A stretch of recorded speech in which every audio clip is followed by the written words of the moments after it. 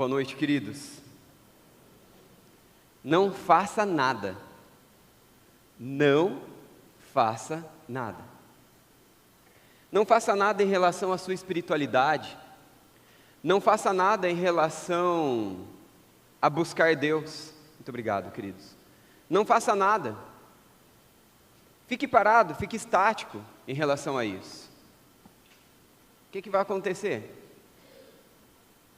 O que vai acontecer se você começar essa nova semana e você não fizer nada em relação a buscar ao Senhor? O que vai acontecer é que a sua carne vai dominar você. Nós somos carnais, nós somos espirituais, e nós precisamos alimentar a nossa relação com Deus.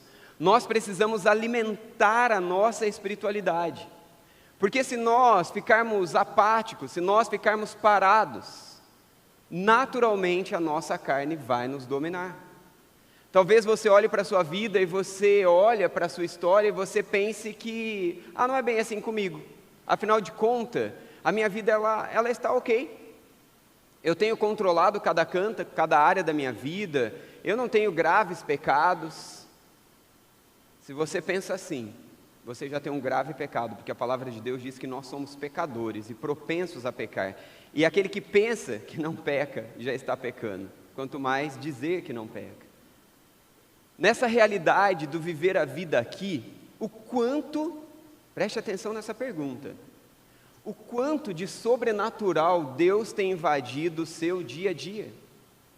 O quanto do reino de Deus está invadindo a minha vida, está invadindo a sua vida? Será que nós estamos tão acostumados com viver na ponte, com instalar os nossos luxos e os nossos confortos na ponte, que nós nos esquecemos que o nosso lar é no céu e não na ponte? A ponte é lugar de passagem, não lugar de permanência.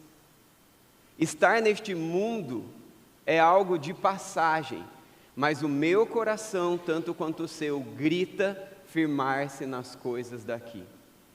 O que podemos fazer? Quais são os recursos? Quais são as ferramentas que Deus nos dá para que possamos invadir o sobrenatural?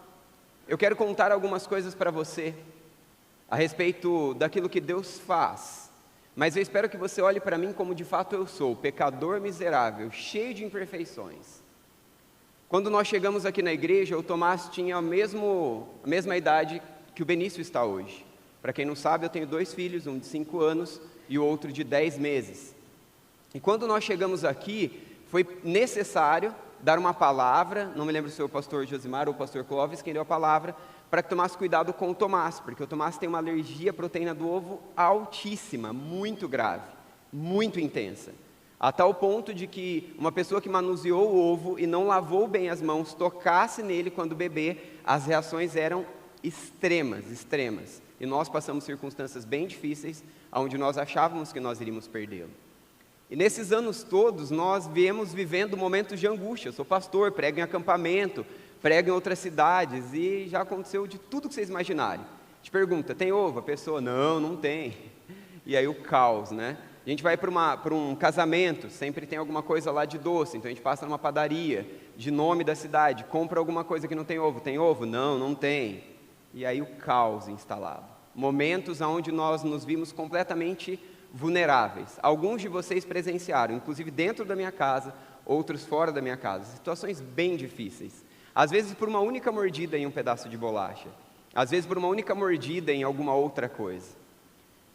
E eu vou ser bem sincero para vocês, não tem nada a ver com a minha fé, porque se fosse, com certeza, nós não estaríamos vivendo as experiências que nós estamos vivendo, mas tem a ver com buscar ao Senhor, tem a ver com insistir em orar, como nós ouvimos hoje de manhã, de forma tão significativa. Enfim, há algumas semanas atrás, nós pegamos um restinho de férias do ano passado, e nós estávamos no hotel, resumindo muito a história, nós percebemos que o Tomás estava com alguma reação menor do alimento, apesar de que faz um mês que ele fez o exame de sangue deu altíssimo de novo na alergia da proteína do ovo. Resumindo a história, bem resumido mesmo, tivemos algumas experiências ali de que ele comeu algo e eu fiquei em oração e pedindo misericórdia ao Senhor naquela situação, e pedindo que o Senhor tivesse misericórdia, porque num dos momentos eu comi um pedaço de bolo eu gosto bastante de bolo de fubá, e o Tomás, ele acho que ficou uns 10 centímetros da minha cara, olhando eu comer um pedaço de bolo. E como pai, é bem difícil essas coisas, né? Principalmente quando você vive isso o tempo todo. E aí eu pedi misericórdia para o Senhor, e Deus, esse ano todo tem falado comigo e com a Thalita que nós deveríamos levar o Tomás a ter experiência com Deus, e que ele deveria orar pedindo a cura do Senhor, e não apenas mais nós. Então todas as vezes que ele queria alguma coisa, foi o propósito que nós iniciamos nesse ano. Toda vez que ele sentia desejo de algo que tivesse ovo, é que Deus estava chamando ele para orar, como o Senhor disse hoje de manhã. Às vezes a dor física, outro tipo de dor nos leva a orar. E então nós temos vivido isso, pessoas que têm orado, crianças que têm orado para o Tomás. E nós voltamos e relatamos para a médica o que tinha acontecido, que ele tinha comido 2 pães ali que continha ovo, e naquele momento do bolo, eu estava sozinho com ele, eu orei, eu falei, Deus tenha misericórdia. E eu falei, coma, Tomás. Ele, pai, mas tem ovo, não tem? Eu falei, Tomás, coma, só coma. E ele comeu o pedaço de ovo e não aconteceu nada. O pedaço de bolo de ovo, que tinha ovo e não fez nada. Voltei sem contar para ninguém, obviamente, não queríamos continuar sendo irresponsáveis, nós temos remédios de ação rápida para dar para ele, e já temos o protocolo do que tem que fazer. Não aconteceu nada, agradeci a Deus, e no meu coração incrédulo continuei falando, não, né, sei lá, às vezes falaram que tinha ovo, mas não tinha ovo nesse pão e nesse bolo, e o coração todo incrédulo, né? Voltamos para cá, levamos ele na médica, relatamos, ela falou, então nós vamos começar a tentar uma dessensibilização, algo que até então não era possível para a realidade dele, aliás, era completamente contraindicado. Enfim, o Tomás está comendo algumas coisas, e hoje, pela primeira vez, nós almoçamos num lugar onde todos comeram a mesma coisa, todos comemos macarrão, e todos desfrutando do mesmo. Talvez para você seja algo simples, talvez para você seja algo muito comum, mas para mim não é. Nós temos 2 filhos, né, com alergia, o Benício também tem, da proteína do ovo e da proteína do leite. O Tomás já foi curado da do ovo, e Deus está curando do leite, e está sendo curado da do ovo. Queridos, eu não sei qual é o seu impossível, e eu sei que muitas vezes Deus vai responder não. No nosso caso foram quase 6 anos, o Tomás vai fazer 6 anos agora, dia 4 de julho. E foi todo esse tempo de oração, de angústia, de desespero e de dependência, e glória a Deus, porque cada um desses momentos me fizeram ver a minha impotência, me fizeram ver a minha incapacidade, mas um Deus que cuida, um Deus que guarda, um Deus que abençoa, e também poder experimentar o poder de Deus, que responde sim no momento dele, e mesmo que ele não responda nesse mundo, nós vamos continuar clamando, porque ele diz que nós deveríamos clamar. Eu poderia contar vários outros episódios, várias outras coisas que a gente vive, que a gente experimenta com Deus, mas eu vou ficar com esse, e eu gostaria de instigar você a pensar qual é a experiência que você tem tido com Deus. Qual é a coisa pela qual Deus está te chamando a orar? Qual é a coisa Deus está te chamando a jejuar? Qual é a coisa Deus está te chamando a viver e experimentar o sobrenatural de Deus? E eu quero te dizer que Deus te ama. Que Deus te ama a tal ponto de que Ele enviou o Filho dEle na cruz para morrer a sua morte, para morrer a minha morte. Mesmo que você não entenda e mesmo que algumas coisas fiquem confusas, Deus nos ama. E Ele nos diz que nós podemos orar, como salmistas que abriram seus corações diante de Deus. Como estavam? E à luz da verdade de quem Deus é, do caráter de Deus e da palavra de Deus, eles tinham durante a oração os seus corações conduzidos a Deus. Os seus corações direcionados a quem Deus é, e não a circunstâncias e não a situações. É isso que Deus quer fazer com você hoje, aí onde você está na sua vida. É isso que Deus quer fazer comigo hoje, aonde eu estou na minha vida. Antes do tema de hoje, de explorarmos esses textos que vamos estudar, eu quero citar Atos 13:3. Assim, depois de jejuar e orar, impuseram-lhes as mãos e os enviaram. Nós temos aqui a consagração, a dependência, o direcionamento espiritual na vida do povo de Deus. Um outro texto que eu quero citar, não vamos estudá-lo ainda, é o jejum nas causas impossíveis. Josafá estava diante de uma grande impossibilidade e teria de enfrentar um exército muito maior que o seu. Ao saber do ataque, o rei proclamou um jejum em sinal de humilhação e dependência. Está lá em 2 Crônicas 20, versículo 3. Queridos, Deus deseja abençoar as nossas vidas, Deus deseja curar as nossas vidas. Deus deseja invadir o nosso natural com o sobrenatural dEle, para que tenhamos experiências com Deus, para que tenhamos a nossa fé encorajada, desafiada. E eu não sei em qual canto, em qual área Deus está te chamando, Mas eu sei de uma coisa, muitas vezes nós negligenciamos, quando não uma área, outra, quando não uma coisa, outra. E o Senhor vem falando comigo e com você a respeito de tudo isso. Na ajuda do pastor Clóvis, eu mudei o título, ficou bem melhor assim, né, pastor? Por quais motivos jejuar? Por quais motivos jejuar? Nós tivemos uma primeira pregação dessa pequena série sobre jejum, mostrando-nos que Jesus jejuou, os discípulos jejuaram. Diversas histórias bíblicas e relatos bíblicos demonstram a importância de jejum. Nós vimos Jesus colocando como as 3 coisas essenciais da vida de um cristão o jejum, junto da oração e da ajuda daquele necessitado. Nós vimos na outra semana as formas de jejuar. Quanto tempo jejuar? Eu abro mão só do alimento, eu abro mão do alimento e da água. Tudo isso à luz das Escrituras. E hoje nós vamos passear por alguns textos nas Escrituras que nos mostram motivos pelos quais eu e você podemos jejuar. Motivos pelo qual nós somos encorajados a jejuar. E então nós vamos sair daqui desafiados a experimentar o milagre de Deus, a enfrentar as nossas batalhas e experimentar aquilo que Deus quer fazer. Quero citar para você uma frase de John Bunyan, um homem de Deus que marcou a história. O jejum é uma forma de nos humilharmos diante de Deus e de reconhecermos a grandeza dEle. Então, enquanto me humilho, enquanto eu vejo a minha impotência, eu reconheço a grandeza de Deus. Será que tem alguém aqui que não precisa humilhar-se diante de Deus? Será que tem alguém aqui que não precisa reconhecer a sua pequenez enquanto reconhece também a grandeza de Deus? Eu acredito que não. Humanos aqui não. Vamos lá, vamos passear pela palavra de Deus. Você já tem aí todos os pontos e eu quero que você vai pensando em cada um desses comigo, tá bom? Jejum em relação à cura. Nós podemos jejuar por cura. Podemos jejuar por vários motivos. Mas nós precisamos lembrar que o jejum não é uma barganha. Jejum não é uma troca, onde eu ofereço algo para Deus e Deus me dá uma outra coisa, né? Então, eu dou dinheiro lá em um lugar que eu vou comprar algo e a pessoa me dá uma mercadoria. Não, não é isso. Jejum é eu depender de Deus, eu aprender de Deus, eu experimentar de Deus, eu experimentar do sobrenatural de Deus. Nós precisamos entender o conceito da graça, explicado claramente em Efésios 2, 8 e 9, antes de adentrarmos a essas verdades, começando por motivo de cura ou qualquer outro. O que nós temos lá em Efésios 2, 8 e 9? Que a salvação é pela graça, mediante a fé. É um dom de Deus, não é mérito nosso. Então é um presente de Deus, é graça de Deus. Tudo que nós recebemos de bom é graça de Deus, é bondade de Deus.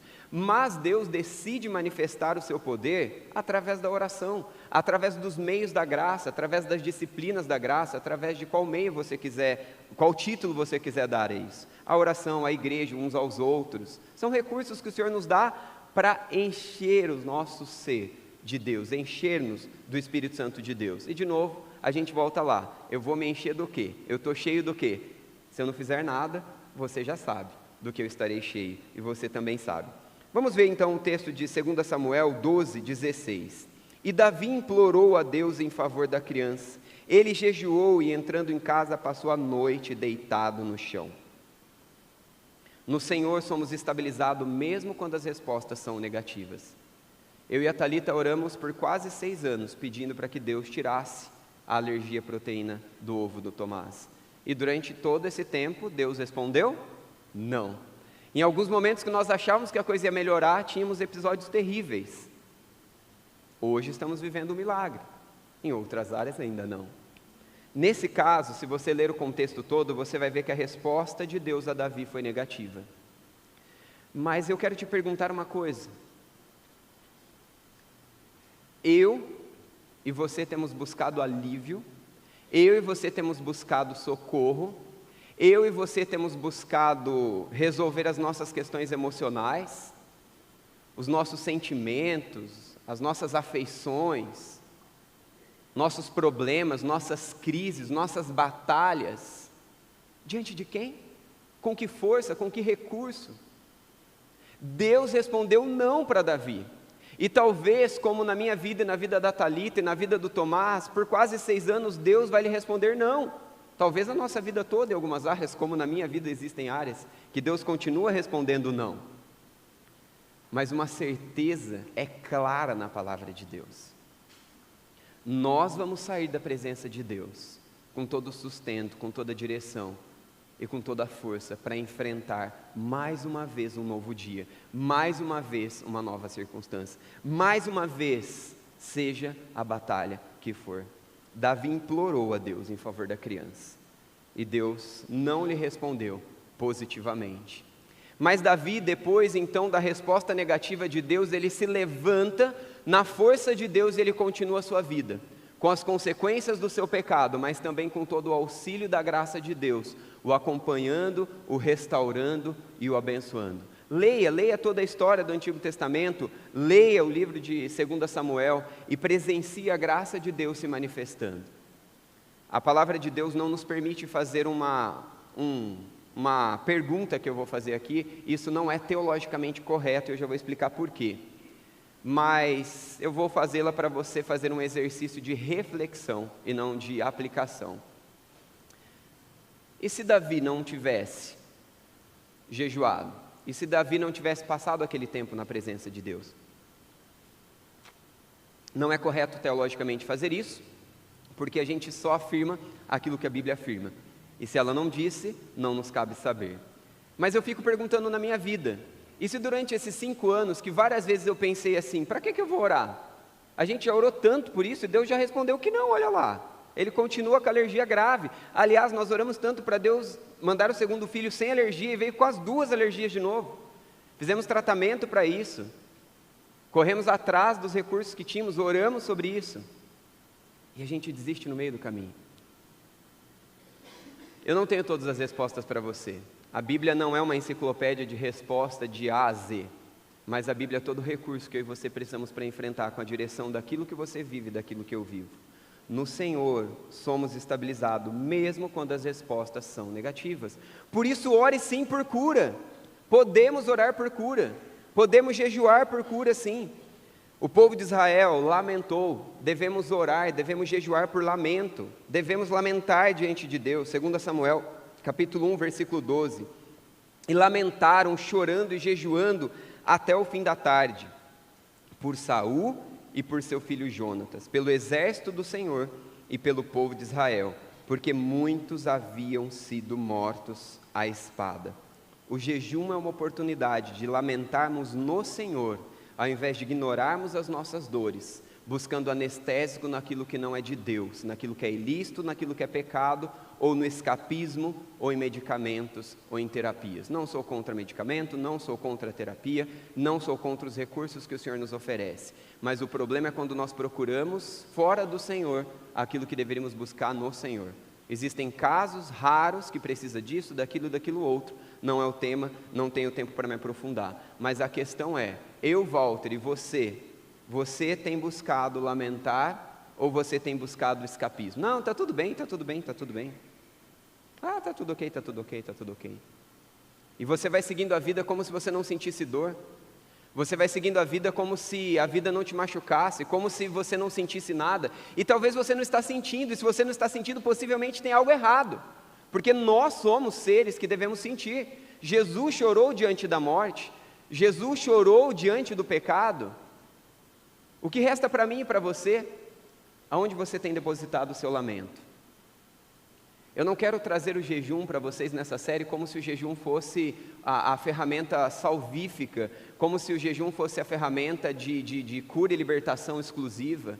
Mas eu quero trazer para vocês uma verdade que nós temos ignorado, que nós temos acreditado em mentiras, e que nós temos distorcido a palavra de Deus, ignorado a palavra de Deus, e achado várias desculpas para não viver aquilo que Deus está nos chamando a viver. Perceba quantas dores estava vivendo o povo de Deus, e eles vão ao Senhor, e eles lamentam diante do Senhor em conjunto. Qual foi a última vez, você marido, você líder da sua casa, talvez não é marido, às vezes é uma família que não tem, o homem lá não tem essa responsabilidade, o homem que tem a responsabilidade de liderar e responder diante de Deus. Você líder de sua família, qual foi a última vez que você convocou a sua família a jejuar diante do Senhor, a lamentar os seus próprios pecados, a lamentar a situação que vocês vivem, a luta que vocês têm? Qual foi a última vez que você como indivíduo fez isso? Qual foi a última vez que você se juntou como grupo de amigos para fazer isso, de grupo ministerial para fazer isso, etc, etc. Jejum é a oportunidade de você lamentar-se diante de Deus. Para de se lamentar diante desse e daquele outro. Para de repetir os seus lamentos diante daqueles que não pode dar para você aquilo que você precisa. Porque se você lamentar-se diante de Deus, você vai encontrar cura. Se você lamentar-se diante de Deus, você vai encontrar refúgio, você vai encontrar direção, você vai encontrar tudo aquilo que você precisa. O povo de Israel lamentou, chorando e jejuando. Quantas coisas ruins têm acontecido no nosso meio?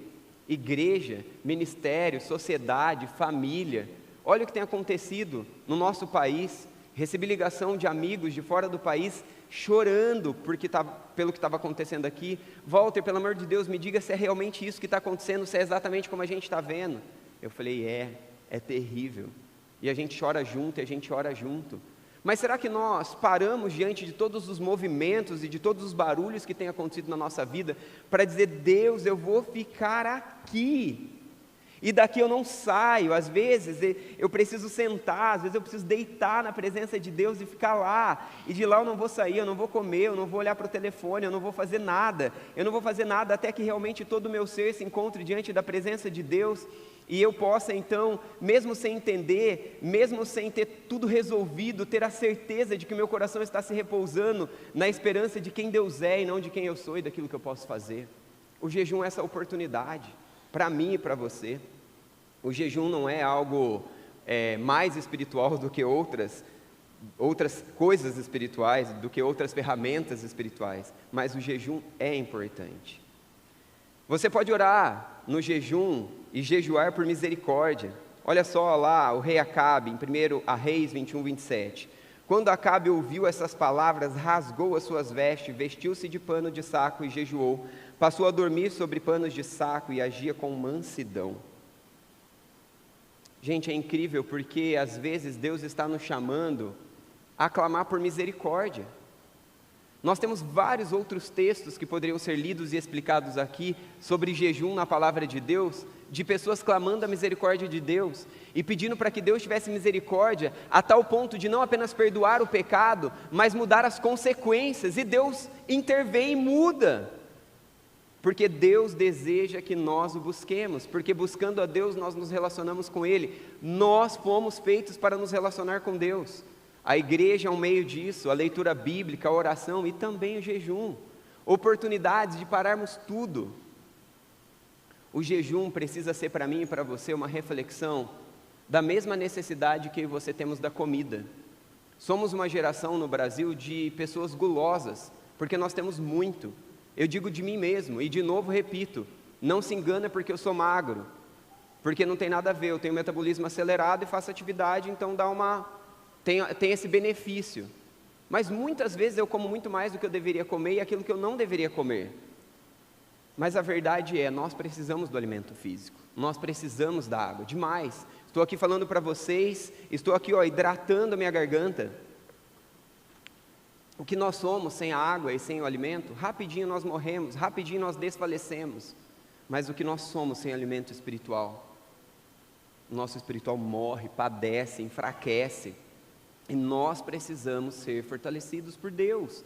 E Deus está nos chamando, seja porque Ele quer nos curar, seja porque Ele quer nos ajudar a esperar a cura chegar, seja porque Deus quer nos levar ao lamentar diante dEle, para que Ele nos cure nesse lamento e não adoeçamos mais, para que não continuemos fugindo a anestésicos insuficientes ou a escapismos, seja para encontrarmos misericórdia em tempo oportuno. Tem alguém aqui que tem pecado? Levanta a mão não. Tem alguém que tem áreas aí na sua vida que quando você olha fala, meu Deus, se o Senhor pesar a mão sobre mim nessa área, eu estou perdido. O sangue de Jesus já lavou, já perdoou todos os nossos pecados. Se você deposita nele a sua fé, nele a sua esperança, você já foi perdoado. Basta você se arrepender de cada pecado confiando no sangue de Jesus. Mas Deus tem mais. Até mesmo nas consequências, até mesmo no caos do pecado pessoal ou do pecado alheio. Nós vemos isso no povo de Israel o tempo todo, como família, como povo de Deus, podemos clamar a misericórdia de Deus. Quando Acabe ouviu essas palavras, rasgou as vestes, vestiu de pano de saco e jejuou. Será que Deus está falando para você que recebeu uma notícia nessa semana: Walter, rasgue as suas vestes, lamente-se, jejue.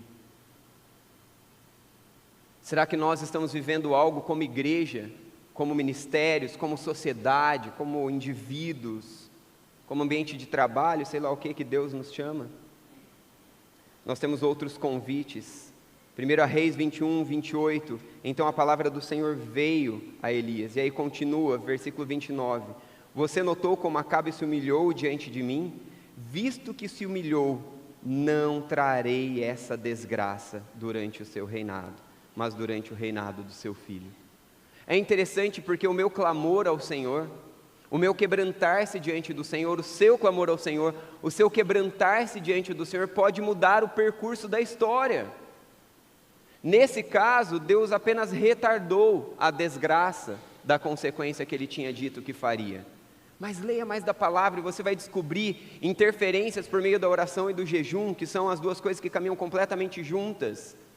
A graça de Deus, dando mais anos de vida para alguns, curando outros, mudando história, mudando a história de uma geração. Perceba Neemias quando estava diante de todas aquelas ruínas.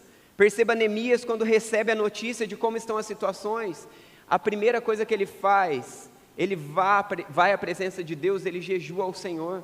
E ele clama ao Senhor os recursos, ele clama ao Senhor poder, ele clama ao Senhor direção. E ali no Senhor, sobrenaturalmente, ele recebe tudo o que ele precisa. E então, como instrumento do Senhor, ele reconstrói as muralhas. Nesse caso aqui, o rei Acabe teve o percurso de sua vida mudado. E a graça de Deus entrando na sua história desgraçada. O mesmo Deus quer fazer com você, o mesmo Deus quer fazer comigo ainda hoje. Que tal você sair daqui e começar a jejuar logo na hora que o culto acabar? Não vai comer, não vai beber, vai desligar o seu celular, vai procurar um lugar retirado e lá você vai ficar na presença de Deus, só você orando, lendo a palavra de Deus, cantando ao Senhor, ouvindo louvores. Deus pode mudar a sua história. Deus deseja mudar as nossas histórias.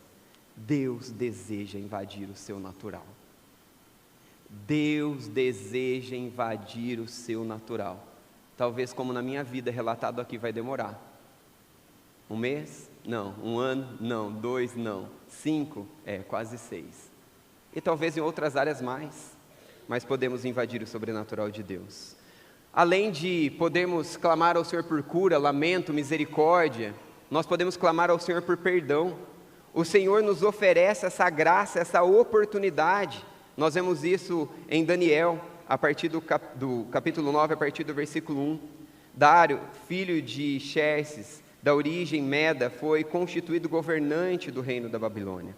No primeiro ano do seu reinado, eu, Daniel, compreendi pelas Escrituras, conforme a palavra do Senhor dada ao profeta Jeremias, que a desolação de Jerusalém iria durar 70 anos. Por isso me voltei para o Senhor Deus com orações e súplicas, em jejum, em pano de saco e coberto de cinza. Orei ao Senhor, o meu Deus, e confessei: ó Senhor Deus grande e temível, que mantém a sua aliança de amor com todos aqueles que o amam e obedecem os seus mandamentos. Nós temos pecado e somos culpados. Lá no versículo 7, Senhor, Tu és justo, e hoje estamos envergonhados. No versículo 8, parte final, estamos envergonhados por termos pecado contra Ti. Verso 9, o Senhor nosso Deus é misericordioso e perdoador, apesar de termos sido rebeldes. Vocês percebem o cuidado de Deus e a oportunidade que nós temos de acessar o sobrenatural de Deus por meio da oração e do jejum? Versículo 12, Tu tens cumprido as palavras faladas contra nós e contra os nossos governantes, trazendo-nos grande desgraça. Debaixo de todo o céu, jamais se fez algo como o que foi feito a Jerusalém. Assim como está escrito na lei de Moisés, toda essa desgraça nos atingiu, e ainda assim não temos buscado o favor do Senhor, do nosso Deus, afastando-nos de nossas maldades e obedecendo a Tua verdade. O Senhor não hesitou em trazer desgraça sobre nós, pois o Senhor, o nosso Deus, é justo em tudo o que faz. Ainda assim, nós não temos Te ouvido. O Senhor, nosso Deus, que tiraste o Teu povo do Egito com mão poderosa e que fizeste para Ti um nome que permanece até hoje, nós temos pecado e somos culpados. Versículo 16. Agora, Senhor, conforme todos os teus feitos justos, afasta de Jerusalém, da tua cidade, do teu santo monte, a tua ira e a tua indignação. Os nossos pecados e as nossas iniquidades, os nossos antepassados fizeram de Jerusalém e do teu povo motivo de zombaria para todos os que rodeiam. Ouve, nosso Deus, as orações e as súplicas do teu servo, por amor de ti, Senhor, olha com bondade para o teu santuário abandonado, inclina os teus ouvidos, ó Deus, e ouve, abre os teus ouvidos e vê a desolação na cidade que leva o teu nome. Não te fazemos pedido porque somos justos, mas por causa da tua grande misericórdia. Senhor, ouve, Senhor, perdoa, Senhor, vê e age, por amor de ti, meu Deus. Não te demores, pois a tua cidade, o teu povo levam o teu nome. Eu me identifico. Existem áreas na minha vida que eu sou igualzinho ao povo de Israel. Não dou ouvidos ao Senhor, ignoro a sua santidade, ignoro o seu amor, ignoro o seu poder. Mas o povo de Deus em toda a história pode nos ensinar que nós podemos clamar ao Senhor com oração e jejum. Nós aprendemos também na última mensagem dessa série que jejum sem oração é alguma outra coisa, mas não é o jejum bíblico. Nós precisamos orar. Eu abro mão, eu paro tudo, eu me desligo de tudo. Mas eu tenho filhos, eu tenho trabalho, eu tenho isso, eu tenho aquilo. Todos nós conseguimos fazer algo. Eu nem sempre consigo jejuar durante o meu tempo de trabalho aqui. Aliás, aqui o telefone toca, as pessoas aparecem, as situações surgem o tempo todo. Então, na grande maioria das vezes, eu preciso jejuar como você. De madrugada, no final de semana, no dia da minha folga. Eu trabalho nos domingos, então folgo na quinta. É uma oportunidade, ou no sábado, enfim. Nós precisamos parar de dar desculpa e buscar ao Senhor e pedir que o Senhor incline os seus ouvidos para nos ouvir e nos quebrantarmos diante de um Deus de misericórdia, um Deus de bondade, que além de perdão, Ele intervém sobre as nossas vidas. Um Deus que intervém em seu sobrenatural. Olha só na vida de Esther e de todo aquele povo. Deus intervém através do quê? De Esther proclamar um jejum. Nós temos ali no capítulo 4 deste livro, o versículo 13, mandou dizer-lhe, não pense que pelo fato de estar no palácio do rei, de todos os judeus, só você escapará. Então a notícia chega a Esther, e Esther começa a ter então a informação de tudo que está acontecendo. E aí então, diante dessas impossibilidades, diante dos medos, diante das perseguições, diante do mal que já estava decretado ali, Esther age. E o que Esther faz? Leia depois o versículo 13, 14, 15 e 16. Ela se junta diante de Deus. E ela junta o povo e proclama um jejum. E ela vive o sobrenatural de Deus. E ela invade toda aquela situação e Deus intervém com restauração, com libertação e com cura. Tem alguém precisando de cura aí? Tem alguém precisando de intervenção sobrenatural aí? Tem alguém precisando do sobrenatural de Deus em sua vida, na sua história, na história de alguém que você ama? Ou neste mundo amado por Deus, de pessoas caídas e quebradas, mas que podem ser restauradas? Nós temos tantas oportunidades. Há arrependimento, já foi lido sobre arrependimento. Quase todos os textos repetem um pouquinho de cada uma dessas verdades. A cura, o lamento, a misericórdia, o perdão, a intervenção, o arrependimento, eles se repetem. Olha só lá em Esdras, o arrependimento da nação de Israel. Deus pode nos mover a um arrependimento. Esdras jejuou e chorou pelos pecados do remanescente de Israel. Lá no capítulo 10, eu vou ler para você o versículo 6 e 7, resumidamente. Então Esdras retirou-se de diante do templo de Deus e foi para o quarto de Joanã, filho de Eliasabe. Enquanto esteve ali, não comeu nem bebeu nada, lamentando a infidelidade dos exilados. Fez-se então uma proclamação em todo o Judá e em Jerusalém, convocando todos os exilados a se reunirem em Jerusalém. E o texto continua mostrando para a gente, chega lá no versículo 11, agora confesse ao Senhor, o Deus dos seus antepassados, e façam a vontade dele. Separem-se dos povos vizinhos e de suas mulheres estrangeiras. O povo havia se misturado com todo tipo de pecado. Aqueles que eram estrangeiros não seguiam a Deus, não seguiam a palavra de Deus, e eles viviam as suas próprias vontades, o seu próprio querer. E com isso, homens casavam com mulheres estrangeiras, e a cultura ia se perdendo, e o valor bíblico ia se perdendo, e o temor ao Senhor ia se perdendo, algo semelhante ao que acontece conosco hoje. E então o homem de Deus entra nessa situação, proclama ao Senhor então um grito de socorro, um jejum, um lamento, e fala para a nação que eles estão em pecado e precisam mudar.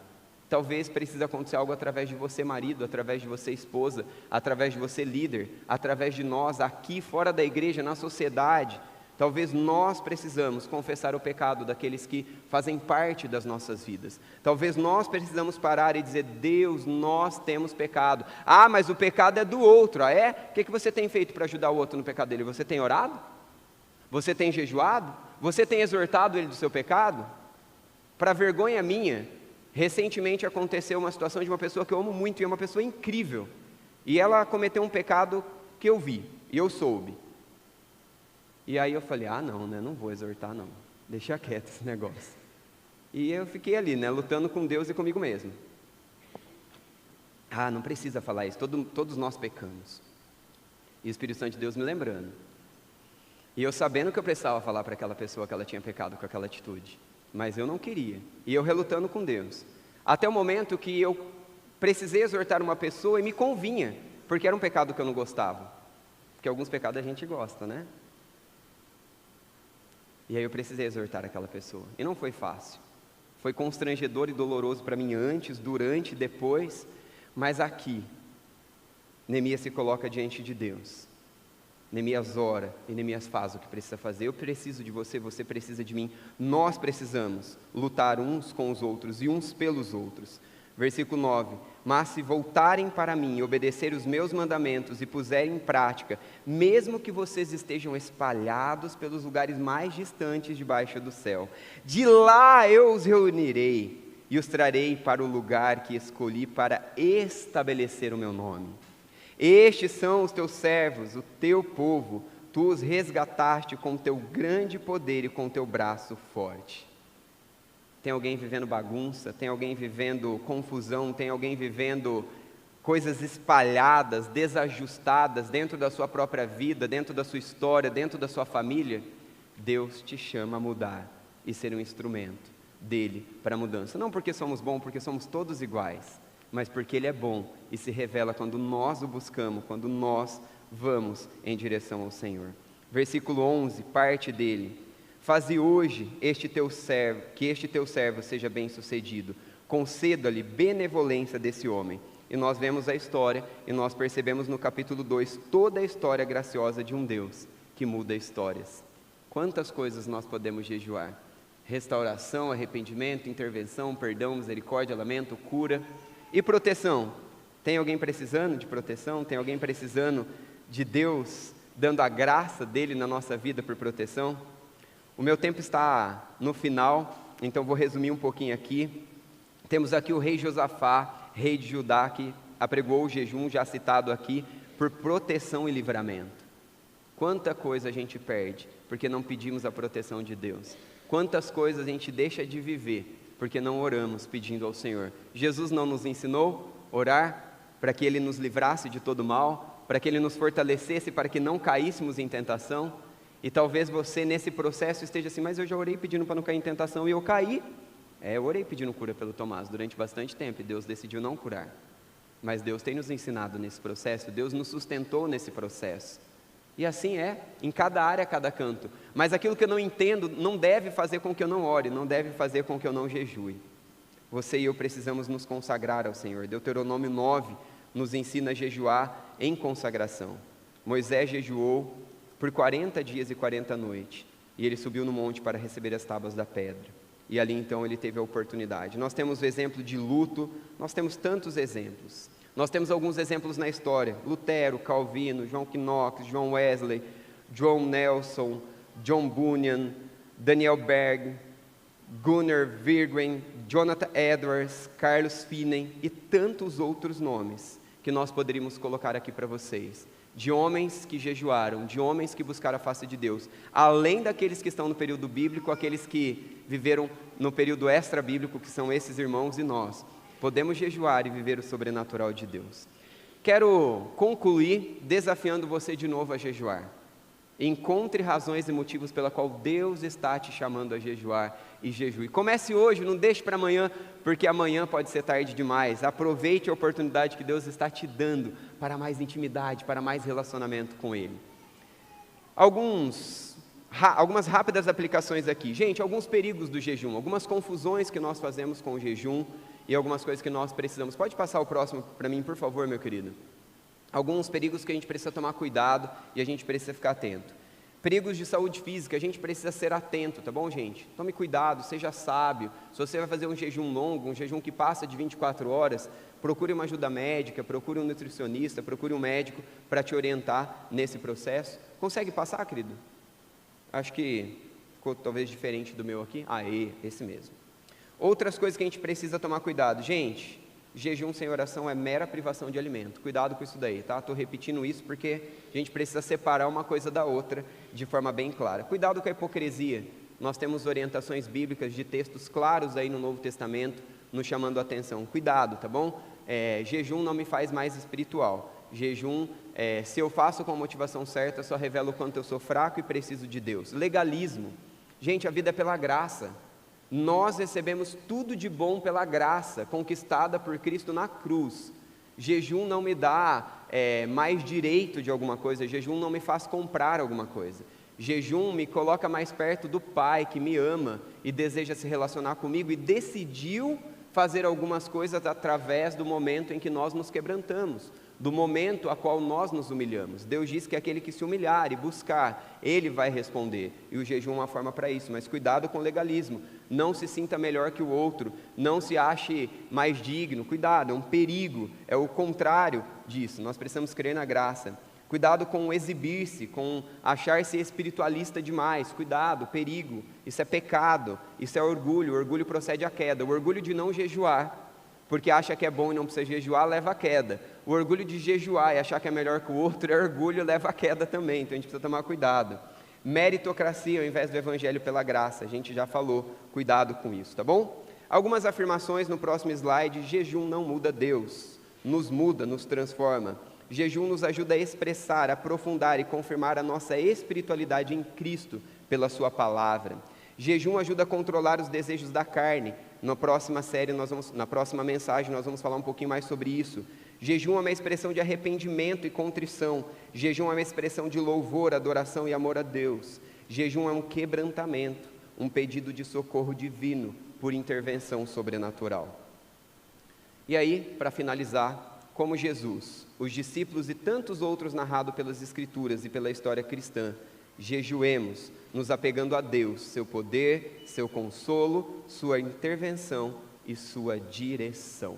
Amém? Será que vocês podem ler essa frase para a gente terminar? 1, 2, 3 e...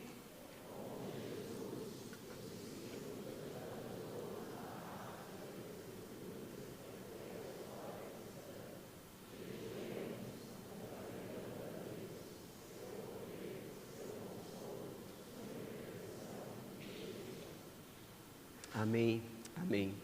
Jonathan Edwards jejuou 24 horas antes de pregar o seu famoso sermão Pecadores na Mão de um Deus Irado, conhecido até hoje.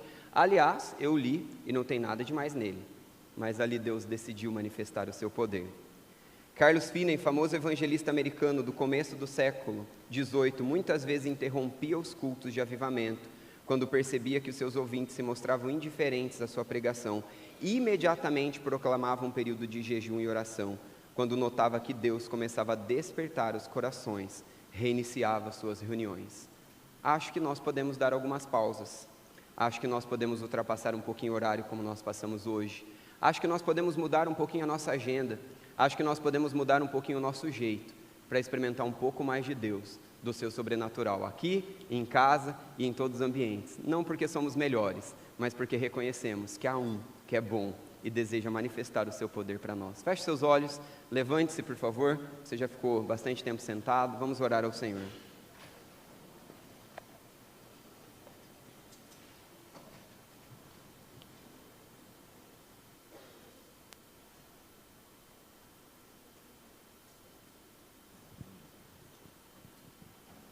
Antes de nós orarmos, eu quero